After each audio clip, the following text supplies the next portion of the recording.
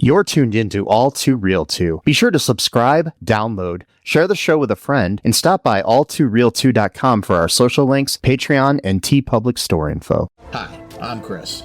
And I'm Jeremy.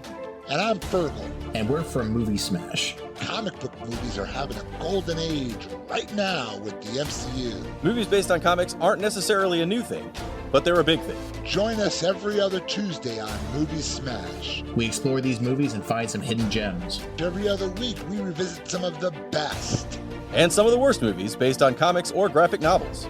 Was Green Lantern as bad as you remember? Heck no! Is Time Cop the most accurate time travel movie ever created? Absolutely. Was Mystery Men way ahead of its time? Should they be revisited? Should they be forgotten? Join us on Movie Smash and find out. Listen wherever you find your fine podcasts.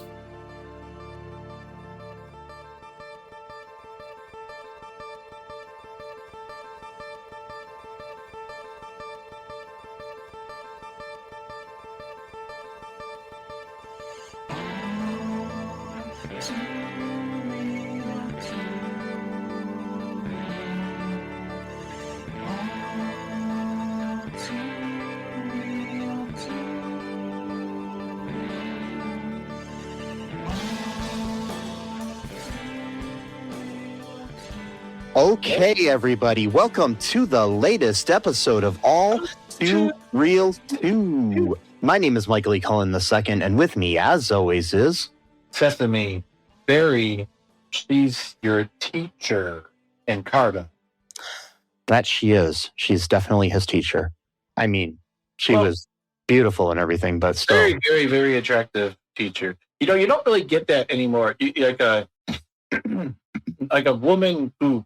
I don't know how it's, a woman who looks like a woman. I don't know. Like, you know, like back in the day, like a middle-aged woman actually looked like a middle-aged woman. I wouldn't say she was middle-aged, but like now, yeah, everyone's made to look younger than they really are. So it's just like kind of like a breath of fresh air to be like, oh yeah, like that's how like a woman like actually looks like, you know. But anyway, you're not with it. You nowadays you get like then 20-something Jennifer Lawrence playing somebody in their 30s or something, right? Yeah. And so it was kind of like a breath of fresh air, like, oh, this actually looks like kind of like reality. By the way, when I was singing along with you or talking along with you, I think I did a pretty good job saying that alongside of you, if you get my drift. Like a sidekick. Yes, like a sidekick. We're both sidekicks because this is both our show. That's true. So we're both. Yes. I mean, when I thought about this movie and then I found it and I was like, hey, is this movie like about Ed McMahon and Andy Richter? But no, it's not. No. Today on the show, we are covering the 1992 film Sidekicks. The Internet Movie Database short synopsis for this is: a bullied teen who fantasizes about being Chuck Norris's sidekick trains in martial arts to fulfill his dreams. And what dreams are those exactly? They're not really fleshed out, are they, in the movie? No, they're basically just him in parodies of Chuck Norris movies. I mean, that's like his dreams is to just be a sidekick to an action hero, but like only within the movies, because he knows that they're movies. So then his dream is to then be inside of a movie and then be Chuck Norris's sidekick in a movie. I don't really understand. I'm not sure either. The through line here. It's not called sidekick. It's called sidekicks. That's so true. Who's another sidekick? I'm confused. So I was thinking that it just kicks like they're it's a play on words because they're kicking and they're kicking, but also because if you notice too later, like as the movie progresses, if you notice this, that Barry starts becoming more independent, even in his own daydreams. Yeah, that he's not like always relying on Chuck all the time. Like at one point, finally, he has an age-appropriate, fantasy of girl being tied up and whatever. That's his own friend instead of his teacher. So I guess that's a win for normalcy here in Barry's mental world. But anyways, this movie is directed by Aaron Norris. Yep. Chuck Norris's brother. Yep. Aaron has, according to IMDb, he's known for, wow, the weather's getting pretty bad out here, and where I heard that wind. Yeah, nice little thunder. Yeah, I think they just didn't want me talking about Aaron Norris. That's exactly. Like, no, I'm supposed to talk about him. He directed Braddock Missing in Action 3, starring his brother, a movie called Platoon Leader, Delta Force 2, The Hitman, starring his brother, and then he directed this. And then after that, he directed a movie called Good Cop, Bad Cop, a direct-to-video thing that looks like it's like a martial arts video called Chuck Norris Private Lesson. That almost sounds like highly pornographic. That's what it is. But he directed Hellbound. He directed Top Dog, starring Chuck Norris. It's like everything he's does is like Chuck Norris related, and then he does Forest Warrior and Walker Texas Ranger and Walker Texas Ranger TV movie Trial by Fire. Yeah. So basically, he's like the Rob Schneider of the Norris family, where without Chuck, he would basically not have a career. Yeah.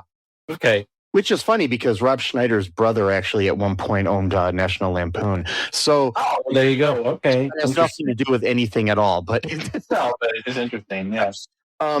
So this was written by Lou Ilar,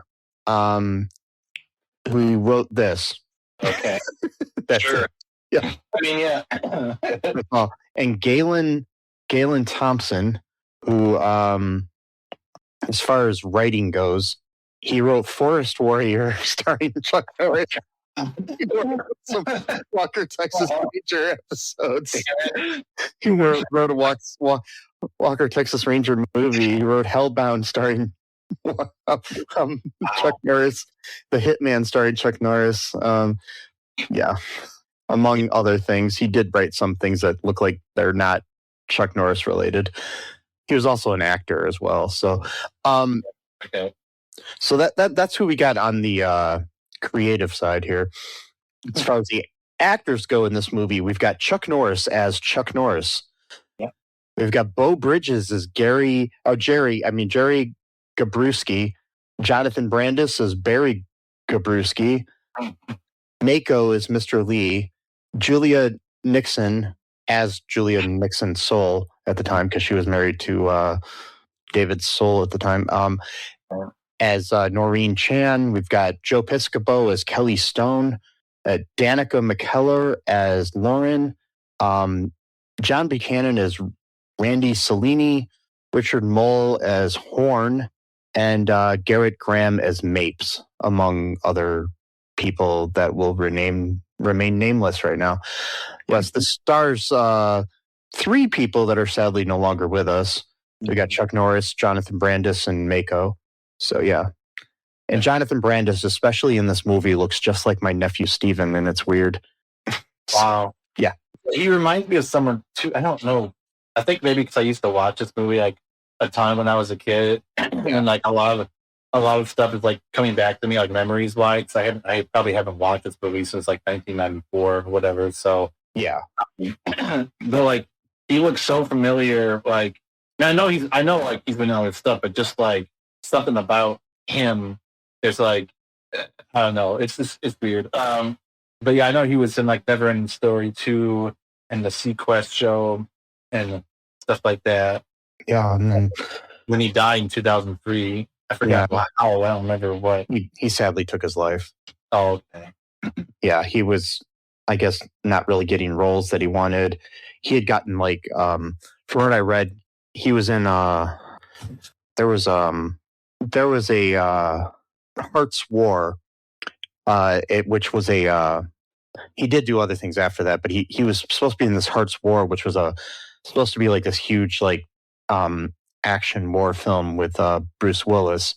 All of his scenes were deleted from the movie. Oh, man. And that kind of just was one of the things. I'm sure there was lots going on, but like not really living up to the potential that he really wanted.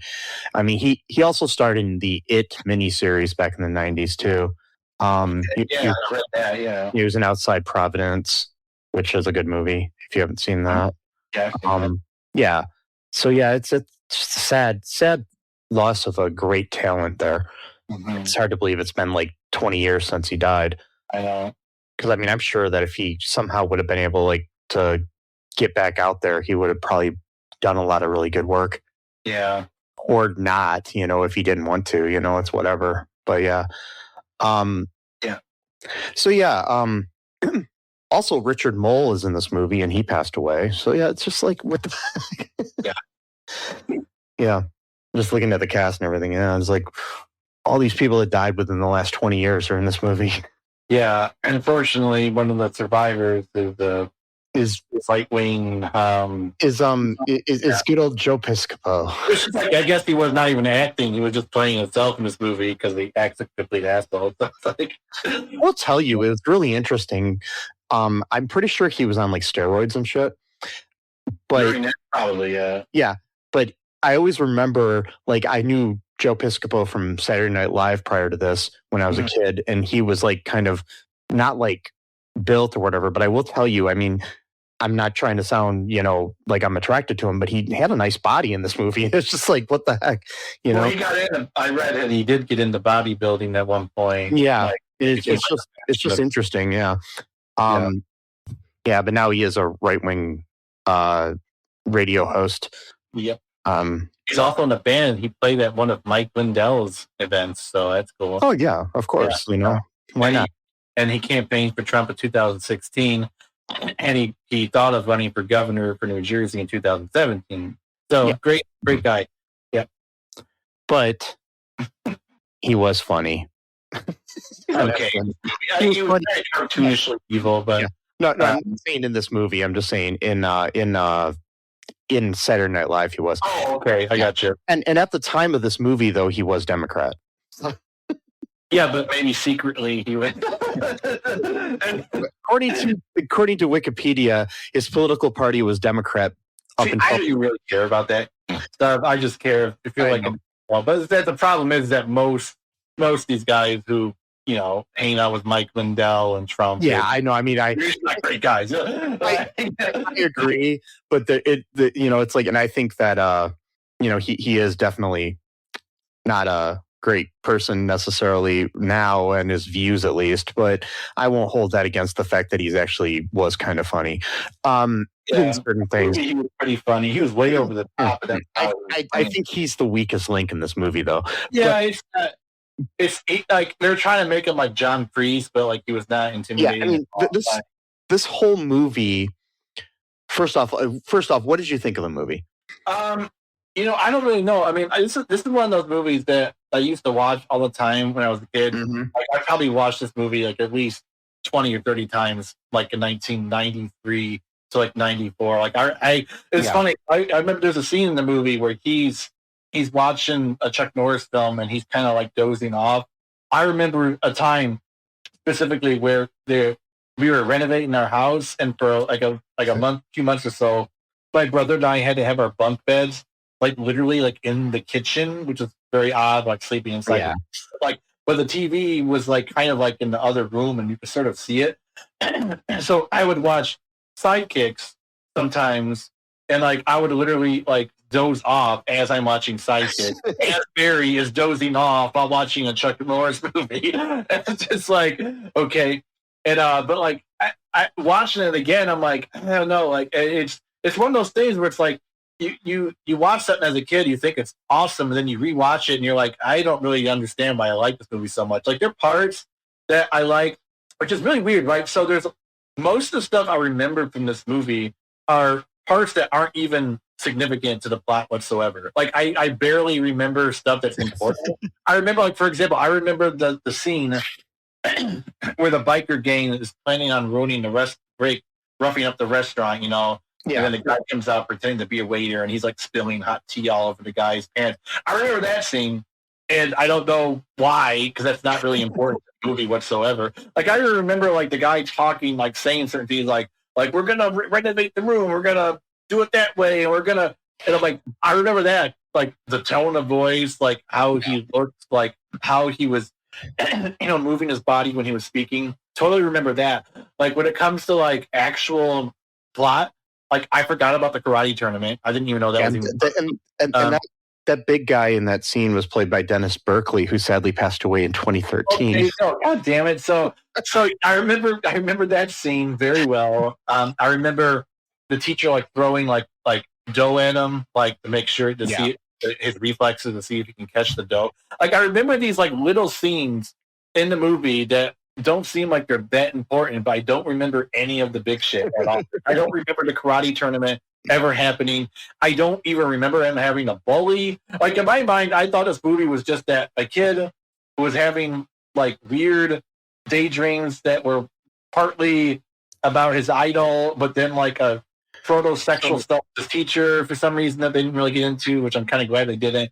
And then he just wanted to learn karate to like for like self-confidence. Like I thought that was the whole movie. I don't remember a bully. So in your mind, this movie was a movie about a kid who was daydreaming and catching dough in his hands. Well, learning karate, not just catching dough, but learning karate for not because of a bully.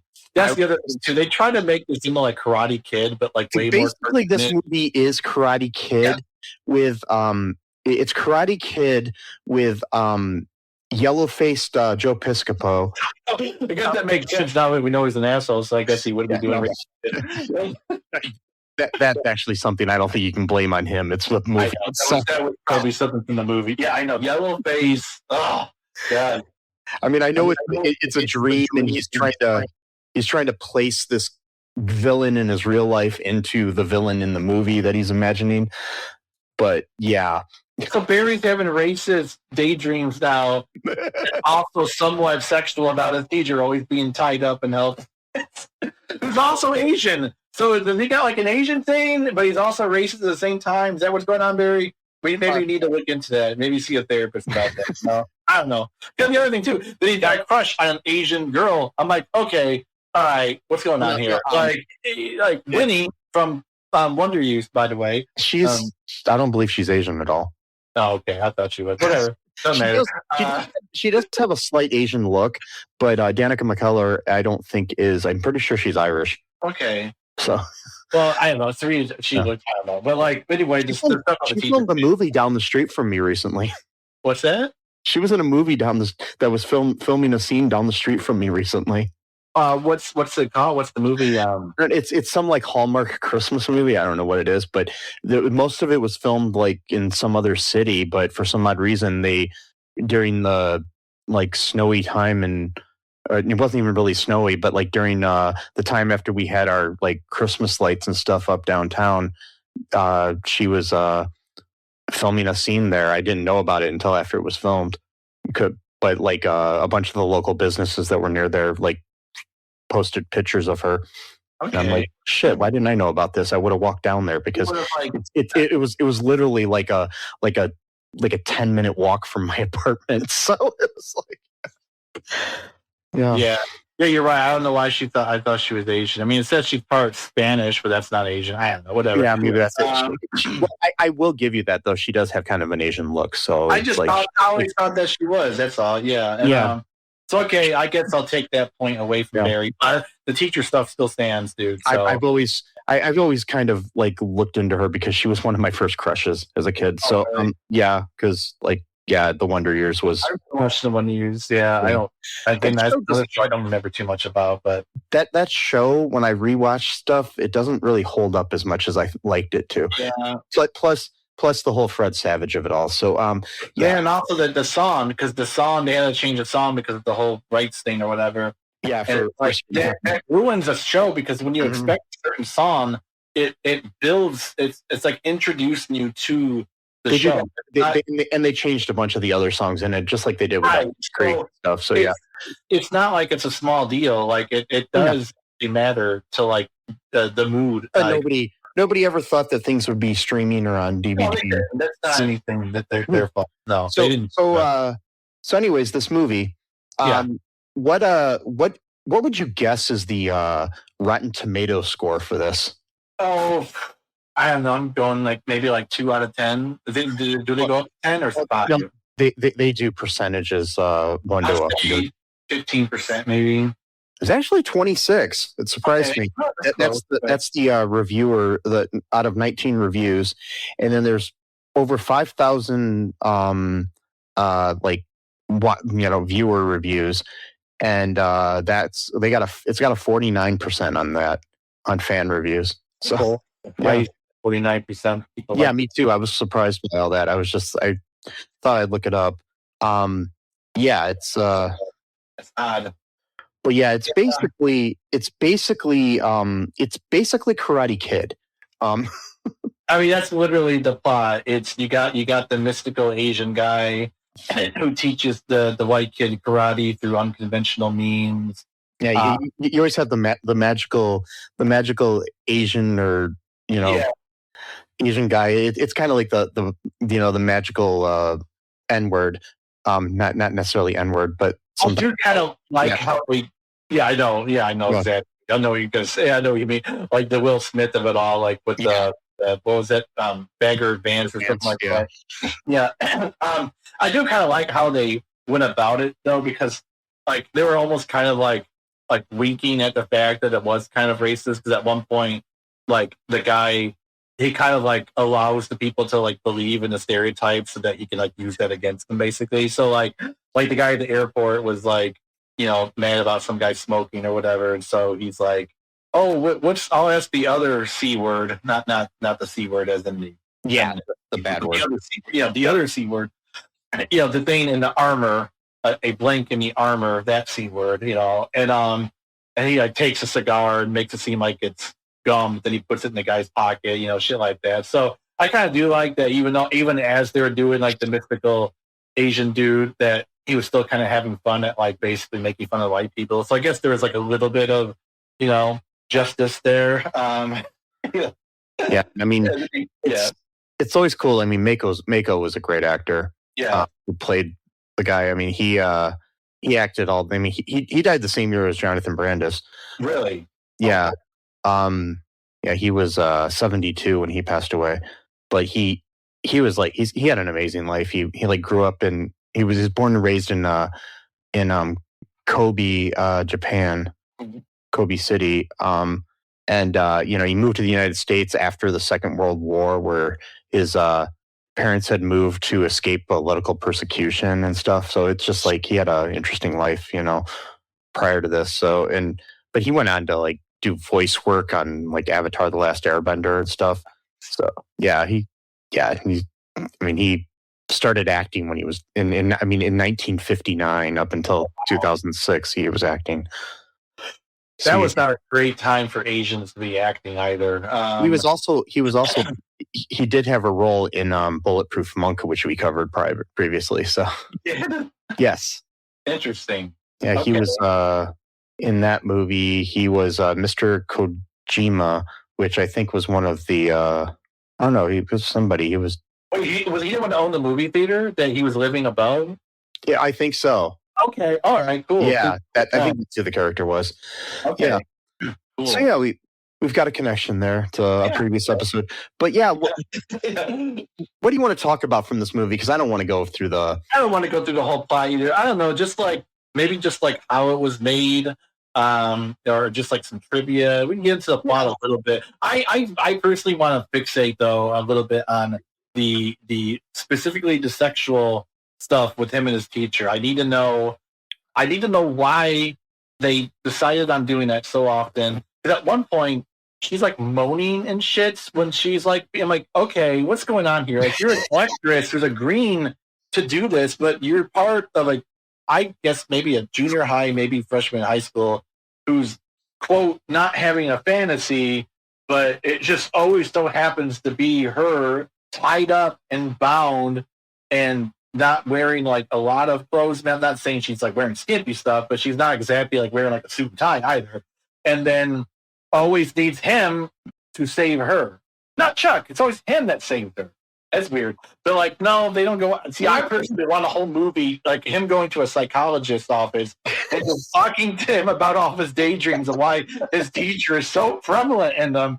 And Or maybe there should have been a scene between him and Chuck Norris where Chuck Norris is like, So tell me about these dreams you've had. And it's Yeah, like, he's well, like, dude, like, why are you having so many dreams? and Frank is like, come on, dude, why are you dreaming about your teacher? It's like, come on, man. Yeah, that's the other thing I want to talk about. So yeah, obviously we got the weird stuff, but that definitely requires at least a few therapy appointments, 2-hour-long sessions, maybe back to back, but twice a week or so. But other than that part, which I very fascinated in why they thought that was a good idea. But the other part is how they're like acting like this is Barry's fault. Like it's like, dude, okay, obviously he's got something going on. I don't remember a single mention of him going to therapy or even a suggestion of him going to see a therapist about his constant daydreams. And on top of that, they make it seem like he can cure himself from asthma. That was another weird thing. Yeah, exactly. They're like, oh, just exercise more and run and shit, and then you won't have asthma anymore. I don't know if that's how that works. I don't have asthma, so I don't know. But build up your strength for sure, but that's not going to make you not have asthma. Like that's, I'm pretty sure that's not how it works. And the guy's literally telling him. The guy's literally telling him, I need you to start walking to school every day and then eventually running to school. After 1 week, I'm like, okay, that's a little bit. Are you really 1 week of walking? Then, I would say 2 weeks of walking. Like dog, this asthmatic kid to run to school. I see walk 2 weeks at a slow pace. Yeah, like dog for another 2 weeks, then run not all the way, part way. And then maybe by the end of the school year, maybe ever so slightly, you might be able to run the entire way. That's the responsible thing to do. But Mr. I own a restaurant and act weird all the time guy, who's the uncle of his teacher that he has a weird erotic thing going on with. That's the other thing too. So my theory is, my headcanon here is that this was all an elaborate scheme to get closer to his teacher, right? So he's like, oh, I'll work at her uncle's restaurant. I'll pretend to want to learn karate so that, she'll show up here and there because she's like visiting her uncle and maybe she'll see me do a few cool moves. And maybe that will get her all riled up or whatever. And then eventually at some point I could really impress her. And then finally I can fulfill my fantasy of having her tied up with a weird guy. He's trying to take her. The other thing about his teacher too is that they kind of set up this possible relationship between his dad and her, but it doesn't. That never goes anywhere. It doesn't really pay off. There are so many uncooked, basically raw story points here that never are fully cooked. It's like, what the hell? And so the end, speaking of that, the ending part is what got me too. So the dude, I forgot what's the guy's name who owns the restaurant. Her uncle, I forgot his name. What's his name? The character's name is Mr. Lee. So Mr. Lee, he's they're at the tournament at the end of the movie, which again, I forgot that this movie even had a tournament. And he's like, okay, I did my part. I got to go back to the restaurant. I'll be back around 2:00. Everything's good, right? Okay. He's a half hour late. Maybe there's a lot of customers. He couldn't get out at 2. Fine. Yeah. He gets there. He does his thing again. He encourages Barry. Everything's great. Barry wins, blah, blah, blah, blah. He now is probably dating the girl that he liked, who's now thankfully replacing the fixation he has on his much older teacher. That's that off either. What's that? At the end of the movie, they should have paid that off. I wanted to see maybe her kiss him or something at the end of the movie. Yeah, not that. And also, they didn't pay off the fact that it's at the end of the movie. That's what confused me. So at the end of the movie, he's sitting on the bench outside of the tournament, and he's talking to Chuck. So I forgot to say, so at one point, Chuck Norris just happens to show up at this local high school karate tournament for some reason. I guess he loves karate that much, right? It's not necessarily a high school thing because there's, people of all ages in it. It's well, still, it's not like it's a major, It might be. Who knows? Because it's a Texas, it could have been a big thing. Who knows? Yeah, maybe. But he shows up and then they need 4 people on the team. And so, Mr. Lee, this goes back into what I don't know. I think I'm personally fixated on the teacher. So I'm just projecting that onto Barry. So I can keep talking about her because she's so beautiful. Anyway, so he's ask Chuck to join our team, and he goes, ask well, and then she's getting I'm like, oh God, was she basically putting the moves on him, flirting with them to get Chuck?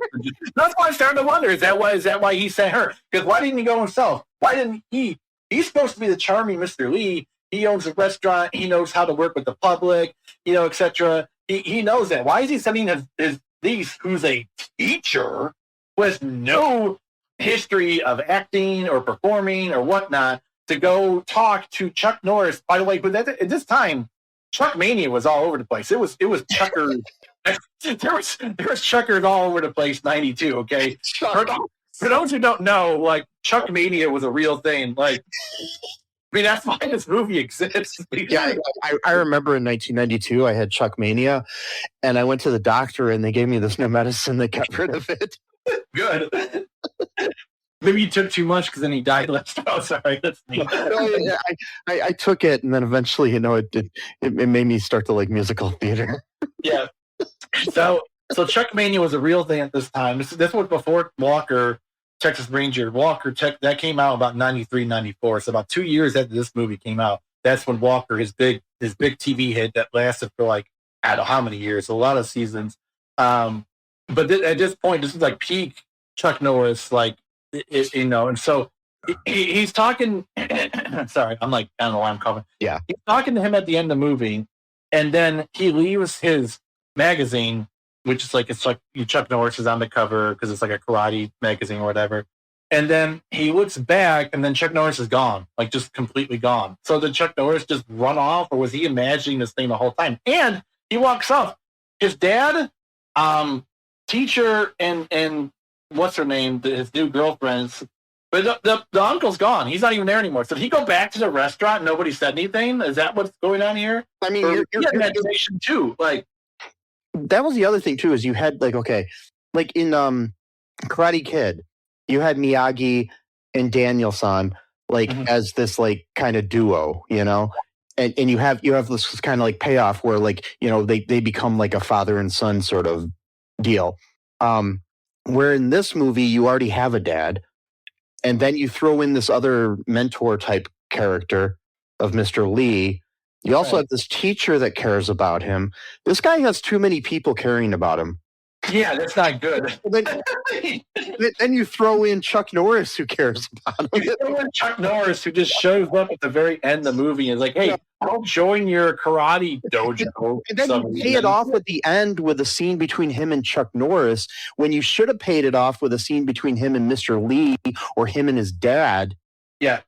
That would have been his dad, or Mr. Lee and his teacher, which hopefully at this point he stopped fixating on her. That's becoming the problem. But that's the thing too, because like that's the other thing. This kid obviously has a problem. Like again, he's got the fixation going on. He's got these daydreams, but his daydreams are increasingly get more and more bizarre. And again, no therapy appointments are made. No suggestion of therapy even being an option. I know it's 1992, but like, come on, if someone's having this many daydreams on a daily basis, and it's actually affecting how they live, their daily lives. Because again, we're not talking about someone who dozes off in class and has a dream. We're talking about someone who is consciously awake and is doing these things multiple times a day. So the daydreams get more and more bizarre. The most bizarre one for me, and I might be reading way too much into this for humor's sake or pseudo humor's sake, what I think is funny, probably is not funny to anyone else, but I think is humorous, is one daydream, finally the teacher is replaced with, his age-appropriate girl that he likes, instead of fantasizing about his teacher being tied. Now he has a fantasy of someone his own age being, anyway, that's weird. That's actually weird to really think about. But anyway, so in that dream, he's the one that saves, what's her name again? I forgot her name in the story. Is it Lauren? Is it Lauren? The girlfriend. Yeah, what's her name? Lauren. Lauren. Yeah, you were right. Okay, yeah, there you go. So he's the one that saves Lauren, just like he always saves his teacher. He's the one that has to be the hero. Which again, why are you a sidekick if you're the one that's always saving the day? That's a weird thing. But anyway, so he saves Lauren in the dream. Chuck is like, hey, whatever. And then like Barry's like becoming more like independent, like even within his own daydreams. And then for like a split second, Chuck feels like somewhat like offended, not offended, but like, oh no, he doesn't need me anymore. But this is a daydream that Barry himself is having. Like, you know what I'm saying? So it's like, wait a minute. And you bring up the point too that, okay, in his own dreams, he's the sidekick. Right. Exactly. Why would you want? Like when I was a kid and I had like daydreams, I would be like, you know what? I'm going to be the pitcher for the Detroit Tigers. You know, I wasn't like, I'm going to be the bat boy for the Detroit Tigers and watch the pitcher pitch. It reminds me of the episode of Scrubs where JD imagines himself as Robin and Turk as Batman. Oh, yeah. And he's like, why would you become the, why would I become a sidekick in my own fantasy? And then Turk's like, it could be worse. You could be Alfred the butler. And then he turns into Alfred. He's like, damn you, sir. The new Scrubs is amazing, by the way, too. I don't remember the first episode. I got it's just like the old Scrubs. I mean, you don't have the same characters fully, but it's like so dead on. It's better than the last season of the original run. Absolutely, the last season. But yeah, I don't think to take away that season. That's not canon, right? Is that not right? They're not canon? It can't be canon because in that series, in that last season of Scrubs, they said that Sacred Heart was torn down, but now it's back. Okay. And it's good. So that's like its own multiversal thing right there. Yeah, they had to. It's cool though. They filmed because like Sacred Heart was a real hospital that they filmed at. Yeah, and that got torn down in real life. So they had to rebuild it on sound stages in Vancouver when they were filming this new series. So they built the outside of part of it too and everything. So it's crazy. Yeah. Yep. I want to do that. I'm going to build my own Sacred Heart. Build your own hospital. Okay. Do you want to help me? Yeah. What was that? I was watching, speaking of hospitals, I know I'm like just going all over the place here, but I think we don't have much to say anymore about the actual movie. Yeah. But so I was watching John Oliver and he did a whole thing about Viktor Orban from Hungary. Oh, yeah. Like a 28-minute long breakdown of him. At one point, he said that the hospitals were like running out of basic supplies like toilet paper and stuff. And then like the guy from the government was like, it's like mathematically impossible to expect that like every hospital should be fully stocked on toilet paper. What? Also, it was interesting that in that episode, Rob Schneider, who we talked about earlier, was one of the guys. Which is weird. So that's the thing. Rob Schneider is the piece of shit. Without Ed and Sandler, this guy would not have a career outside of like SNL. Yeah. He had like one good scene, and that's he had like one somewhat funny character on SNL like 40 years ago. That was pretty much his whole thing. But like, I don't understand. Like, 'cause there's so many people from Saturday Night Live that were once pretty liberal or leftist who completely flipped. Like you have like Dennis Miller and Victoria Jackson and Rob Schneider and what's his face, Jim Brewer and stuff like that. It's just crazy. Dennis Miller, I don't know if he's telling the truth or not because who knows that guy. Yeah. He claims, or he did claim at one point, like back in the early 2000s, that he was always conservative. He just like knew that he had to be a liberal in order to, which again plays into the whole liberal. I gotta protect it here. I'm being persecuted for my beliefs, type of thing. So that he had to pretend when he was doing Weekend Update or whatever to be more on the liberal side. Doesn't really matter. I mean, who cares? Like, I mean, Lorne Michaels for a while, wasn't he Republican for a while? I mean, like, might have been. It's. I will tell you, our friend Joe Piscopo was on the show with my Facebook friend Gary Kroger. Okay. Who is very, very liberal and ran for office and stuff like that. And it writes political commentary and stuff for newspapers and stuff now. So, at least we got that going on. Yeah. Gary seems like a good guy. So.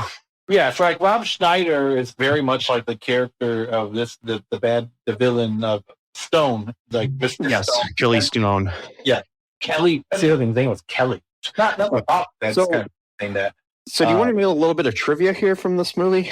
Yeah, just 1 second though. I'm sorry, I'm on the Viktor Orban thing really quick. So Rob Schneider, I'm sorry, getting political, guys. You can skip this part, but like, he's like all about liberty and like we need to go back to a true American values. We had free speech and people can say what they want and it's like, by the way, I support Viktor Orban, who is a literal dictator in Hungary. And he thinks everybody at the age of 18 needs to serve two mandatory years in the military. So yeah, freedom. Mm-hmm. Yeah, okay. That's the way it is. Freedom isn't free. Anyways, so by definition, it is. Like, I'm sorry, like, freedom's just another word for nothing left to lose. Yes. Anyway, sorry guys, I'm done with the political stuff. So here's a little bit of trivia really quick. Okay, the film was the brainchild of James Mackingvale, a.k.a. Mattress Mac. I just thought that was funny. A well-known furniture outlet owner in Houston, in partnership with Chuck Norris and his Kick Drugs Out of School campaign. Oh my God. He produced and invested $8 million into this movie. Norris starred in many commercials with him. In Mackingvale's book, Always Think Big, he states that going into film and producing was extremely hard work. This is the only film he produced. Honestly, that's not that bad of no, but I'm just saying only film. Like, he's talking about how hard it was extremely hard work going into film, but the way he sounds like yes, I spent 20 years producing movies. He produced one movie. Well, probably was so hard on him that he's like, let's go back to selling mattresses. His IMDb is interesting too, because he's got 4 credits or something, and so he's got this as a producer. He's got 2 episodes of WWE Raw where he lists him. He had to have added this himself as an audience member. Right. You don't get credit for being an audience. You get credit for being an audience member. And then unless it's like an extra or something like that, but then he was interviewed on an episode of Fox News Live, and then an episode of some talk show called Deborah Duncan. So yeah, I don't know. I mean, that's cool. Whatever. I mean, the guy seems like he's successful in furniture. Malia Bernal, who plays the women's champion from the Stone Dojo, is the mother of martial artist Mark Dacascos. Chuck Norris had been impressed by The Karate Kid. When this film went from Canon Films to Vision International, Norris agreed to stay on if it was a family-friendly film with a moral theme. Yeah, I'm still trying to figure out what the moral theme was, but right. That you shouldn't daydream. I don't know what the. Don't have dreams, kids. Don't have dreams, especially about your teacher. Don't have too many days. That's the problem about this movie. Okay, again, Barry obviously had some kind of problem. Yeah, where he's daydreaming too much, and instead of just quit daydreaming, Barry.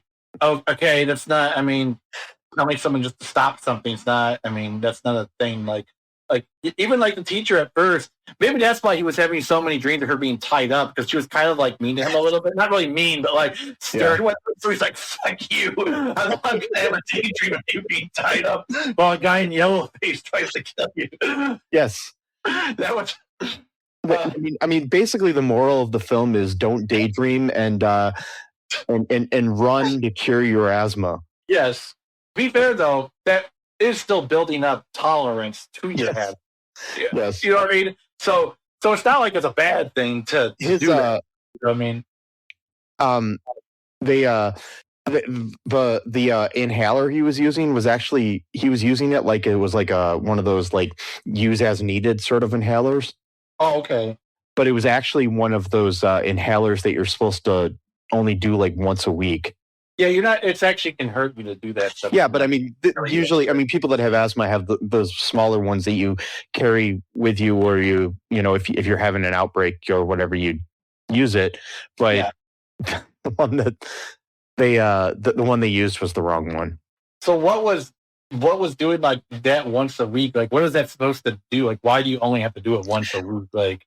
I guess it's some kind of medicine in it that when you inhale it, it helps your lungs or whatever. I don't know. I'm not a doctor. So, but I get 2 different kinds. So yeah, okay. I just read that on a trivia thing. So that's fine. It makes sense. Yeah. There's no other real good trivia. This movie was made. Yes. It was, like I said too, there were scenes that I Like I remember the very beginning it's scene actually- they're like chained together. So it's the inhaler that Barry uses is a one-time daily use inhaler, not a use on demand type inhaler. That's what it's yeah. But anyways, their team was called the Frying Dragon, by the way. It was, Right, named after the restaurant, right? Yes. So That Mr. Lee owns or now is working at. I'm thinking of designing some Frying Dragon t-shirts. Do it. Just make sure you don't put the guy in yellow face on the shirt. Don't do that, okay? That'll be our other t-shirt. It'll just be guy in yellow face, and then it'll be Piscopo on it. No. Oh my god! Everybody wants their own guy in yellow face t-shirt. No, we don't. Don't. No, we do not want that. No. Oh man, I do like the guy though, Mr. Lee. I thought he was funny. Mako was good in this. I do think that he was probably one of the bigger assets to the movie, really acting wise. He kind of had a Mr. Miyagi thing, but since the movie's more silly and comedic, he kind of played up the comedy aspect of it, you know. And I liked how he did, like, you know, how they had him doing things like creating these like things for Barry to drink and stuff that he's like, I don't know what the hell's in it. Or something. He just made shit up, probably because he probably did like a placebo thing to make him. Yeah, that's what I'm saying. I thought that was funny. Anyways, anything else to say about this movie? No, not really. I'm pretty well spent on this movie. Me too. Anyways, folks, thanks for listening to this episode. Hope you enjoyed it.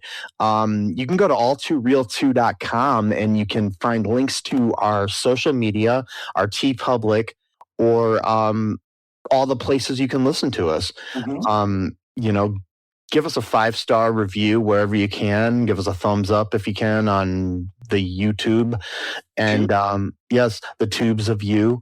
And, you know, just spread the word about our show. Share it on social media. Follow us wherever you can. Subscribe. Download the episodes. Whatever you got to do, you know. And if you know, go to TeePublic and our Patreon, you know, join Patreon and help support the show. Buy some merch on TeePublic. Buy some merch. Yes. Look out for possibly a Frying Dragon team t-shirt. Also, just remember that in these times, the best thing you can do is be different and be yourself. Mm-hmm. Also, trans lives are human lives. Mm-hmm. No human is illegal. Fuck the oligarchy. Fuck ICE. Free Palestine. Just remember that I love you. Barry Wary loves you. Sesame loves you. I do. And until next time, bye-bye. Bye. Thanks for listening to All Too Real 2 podcast, a Cullen Park production. Produced and edited by Michael E. Cullen II. Music by Matthew Hawes. Subscribe and share the show. Visit us at cullenpark.com.